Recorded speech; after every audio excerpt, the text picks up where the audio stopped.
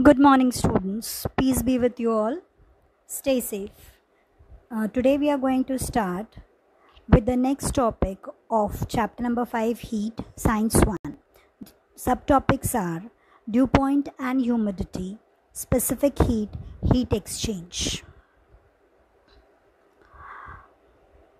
So, when you get up early in the morning, especially during winters, do you see small droplets on the leaves or on your vehicle seats like that?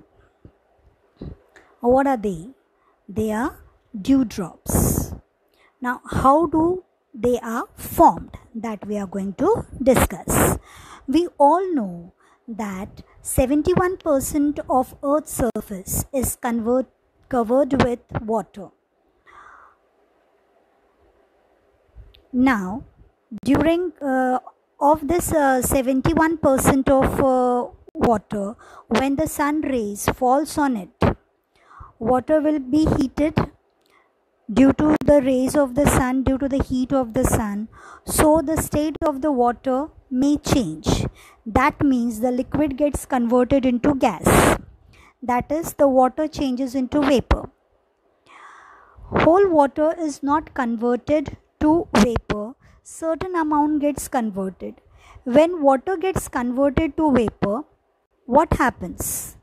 The vapor is lighter as it is in gaseous form, so it starts moving upward. As it's lighter than liquid, this water vapor gets mixed up with the atmosphere. As the nature of the vapor is wet, it will make its surrounding wet, that is moist. In turn, the air becomes moist, that is moist. In turn, the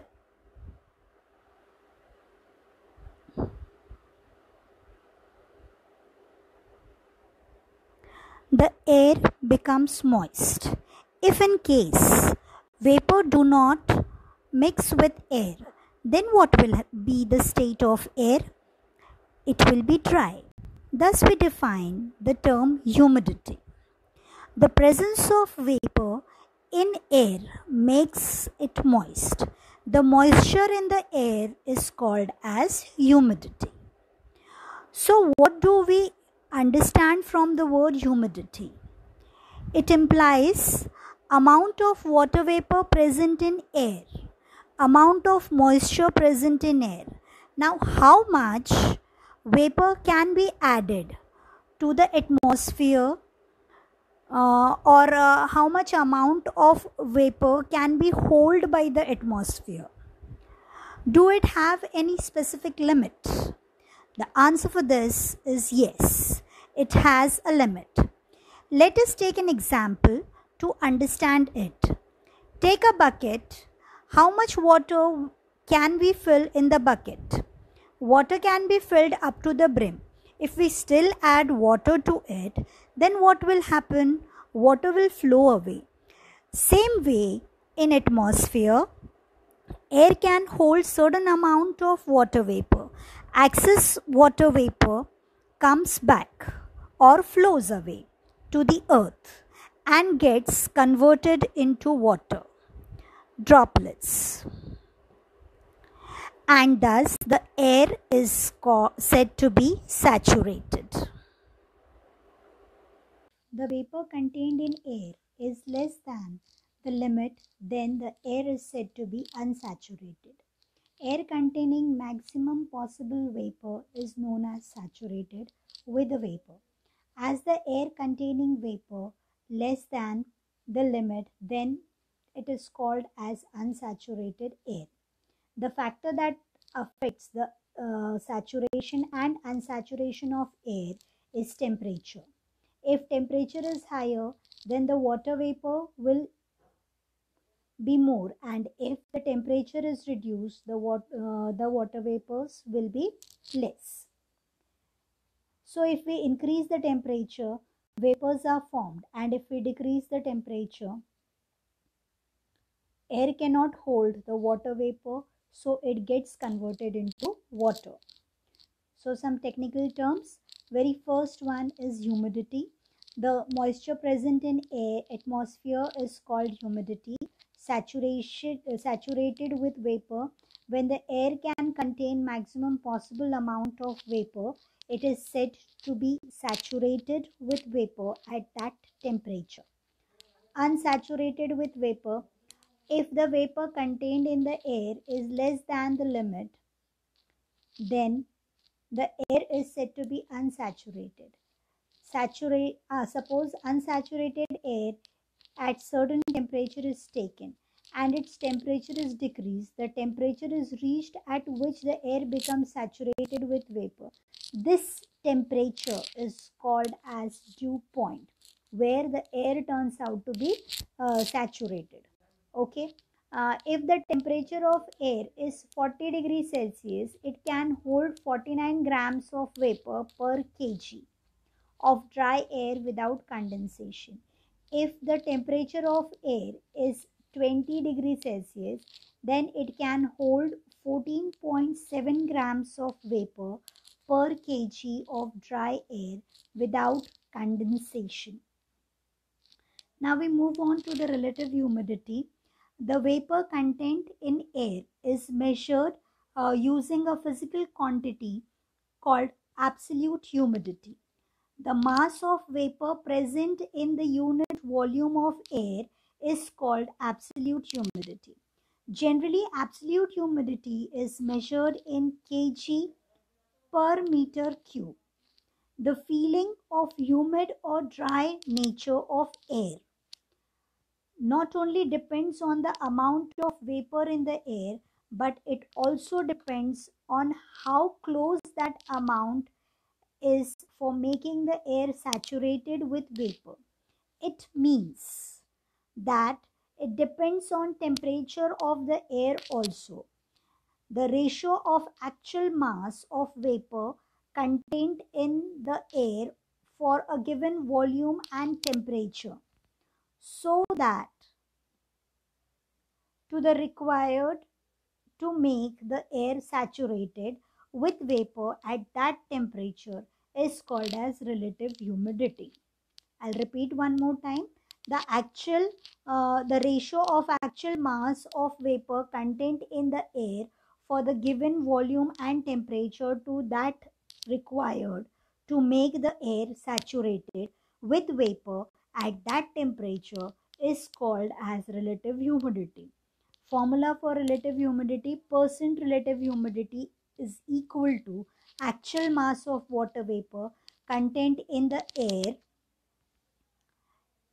in given volume upon mass of the vapor needed to make the air saturated in that volume multiplied by 100.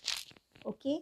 At certain temperature in the given area, if the vapor are unsaturated, then the temperature reduced so the vapor becomes saturated.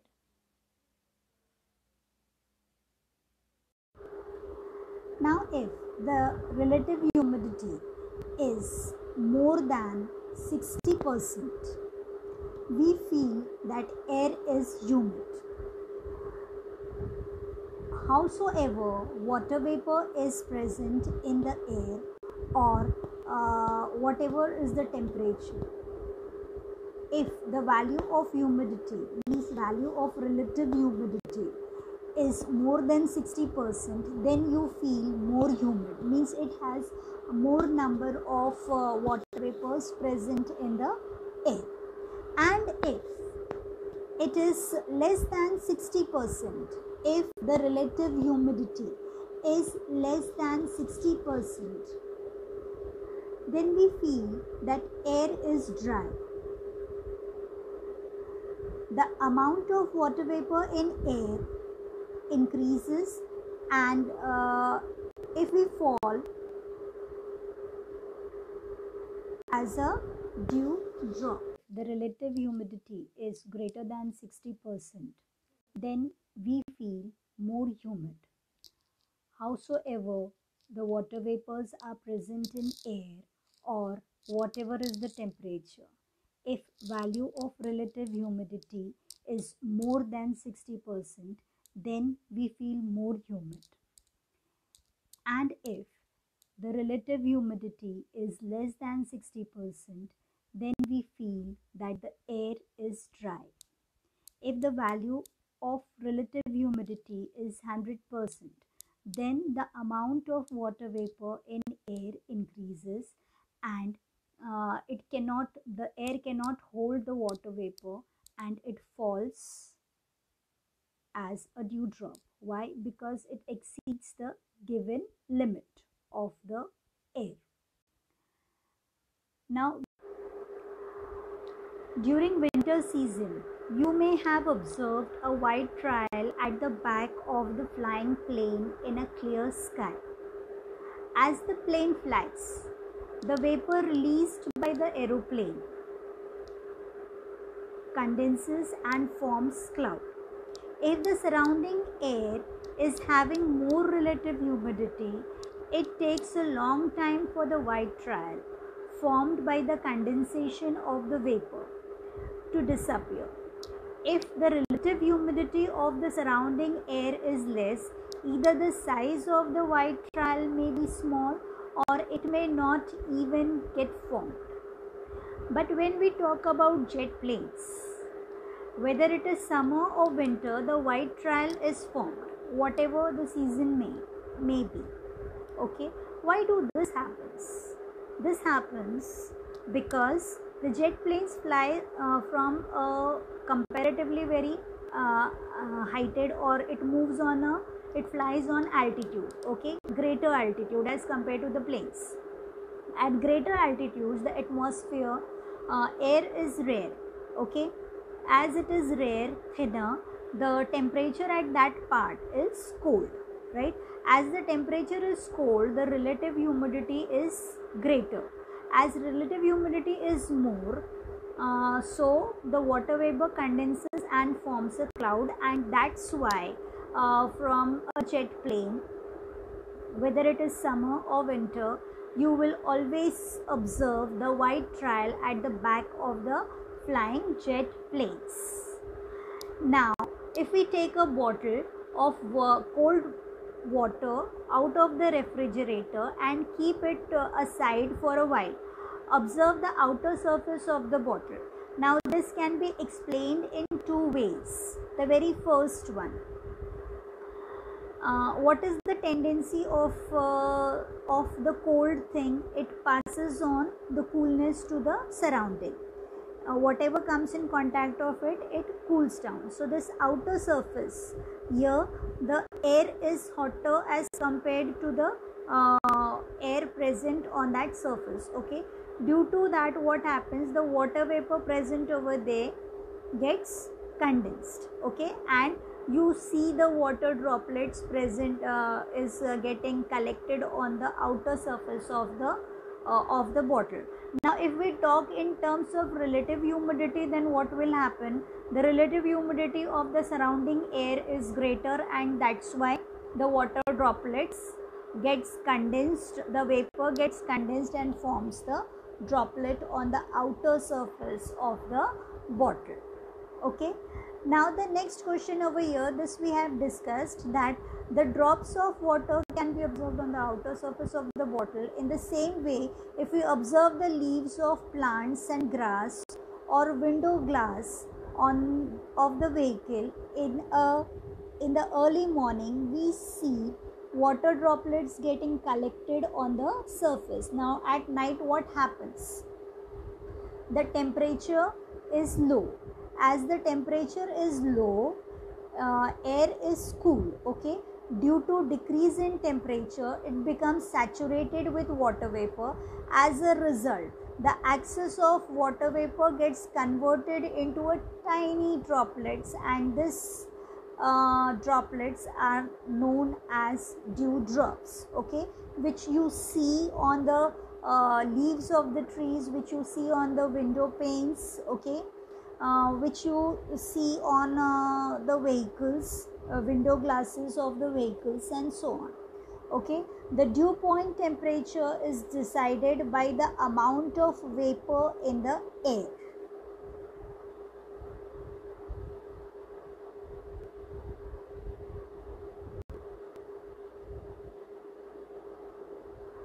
unit of heat. The unit of heat are joules, that is represented by J in SI unit, calories in CGS unit. The amount of heat necessary to raise the temperature of 1 gram of water by 1 degree Celsius. 1 degree Celsius means from 15 degrees Celsius to 16 degrees Celsius is called as 1 calories of heat. Okay. Similarly, the amount of heat necessary to raise the temperature of 1 kg of water by 1 degree Celsius, example, from 15 degrees Celsius to 16 degrees Celsius is called 1 kilocal. Now, what is the difference? In first case, we are talking about in CGS system, there we are increasing the temperature by 1 degree Celsius, but for what we are increasing? For 1 gram of water. But when we talk in SI system, here also we are increasing the temperature by 1 degree Celsius, but here we are increasing for the water of 1 kg, and that is known as kilocalories. Now 1 kilocalorie is equal to 1000 calories. Now the next is specific heat capacity. Here we are going to start with one of the experiment. The experiment is as such. Here we have taken one tray with a thick layer of wax in it, solid spheres of iron, copper and lead. Okay, and a burner or a spirit lamp, large beaker. Okay. Now the solids that are, whatever we have taken, that is iron, copper and lead, they are of same mass, equal mass. Now what we have to do with this? Okay. First what we have to take the 3 spheres of iron, copper and lead, okay, of equal mass, and put all the 3 spheres in the boiling water, which is in a beaker for some time. Put these 3 balls in the boiling water in a beaker for some time. Now take these 3 spheres out of the water. All the spheres will be at temperature 100 degree Celsius. Put them immediately on the thick slab of wax. Note the depth of each of the spheres goes into the wax. Now here what you observe is this is the wax layer, okay, in which we have put all these spheres. Okay. Now what do we actually observe? We see that the iron ball moves to the greater depth as compared to the copper, and the lead goes the least. What do you understand by this? The understanding part is that though they are having the same mass, but the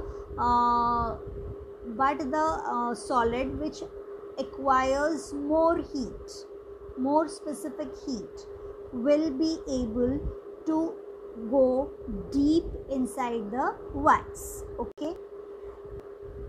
Lead sphere goes the least and copper sphere goes the intermediate depth. This shows that for equal rise in temperature, the 3 spheres have absorbed different amount of heat, right? This means that the property which determines the amount of heat absorbed by the sphere is different for the 3 spheres. This property is called as specific heat capacity. What is it called as? Specific heat capacity. So who has the maximum specific heat capacity? It is iron, which acquires more specific heat and it has a tendency to give more back to the wax. Okay, so that's why it goes maximum in the in the wax. Okay, it moves maximum, means you will see the maximum movement of iron as compared to copper and lead. And lead has acquired the minimum amount of heat, and that's why it's not able to give the equal means the same amount of heat to the wax. From this, what do we conclude? We conclude that the amount of heat energy required to raise the temperature of the unit mass of an object by 1 degree Celsius is called the specific heat of the object. Specific heat is denoted by the small letter C. SI unit of specific heat is joules, that is heat, okay, work done, upon degrees per Celsius kg. It can be written as joules kg degrees per Celsius. Any way you can write. CGS unit of it is calories per gram degree per Celsius. Okay. Now if you will see on page number 68 of your book, there is one table given. From that table we understand that every element have different capacity of absorbing heat. The maximum heat is absorbed by the water, that is 1 calorie per gram degree per Celsius. Okay. Paraffin is the second one, that is 0.54 calories per gram degree Celsius. Kerosene is 0.52. Aluminium is 0.215. Iron is 0.110 cal per gram Celsius. Copper is 0.095 cal per gram degree Celsius. Silver is 0.056 cal per gram degree Celsius. Mercury is 0.033 cal per gram degree Celsius. So the maximum heat is acquired by the water and minimum heat according to this table is acquired by mercury. Okay. So different substances have different capability of absorbing the heat, and that absorption of heat by unit mass of an object by 1 degree Celsius is called the specific heat of that particular object. Now if the specific heat is given by C, mass of that object is m, and temperature of the object is raised by delta T degree Celsius, then the heat energy absorbed by the object is given by m into C into delta T. Okay. Or if the specific heat of an object is C, mass of the object is m, and if the temperature of the object is decreased by delta T degree Celsius, then the heat energy lost by the object will be m into C into delta T, means for both, whether the heat is absorbed or the heat is lost, the formula is same, that is mass into specific heat into temperature absorbed or lost. Now suppose the heat is absorbed, then the temperature will be absorbed. If the heat is lost, then the temperature will be decreased. Okay, only this you have to keep in mind while solving the numericals. Now we come on to the next part of this chapter, that is heat exchange. Now what is heat exchange? Heat exchange I can explain you with the help of one of the activity given over here. Okay, in that activity what is given to us, one of the boxes given, that box is is made up of heat resistant material. Now what is heat resistant material? It will not allow the heat to move out of the box. Okay, Such a box is known as heat resistant material. That material is known as heat resistant. Okay, if heat is exchanged between the hot and the cold object. Now what you see in the given figure, you see one of the box. Okay, this is one of the box which is made up of heat resistant material. You see hot object and you see cold object. Okay, now here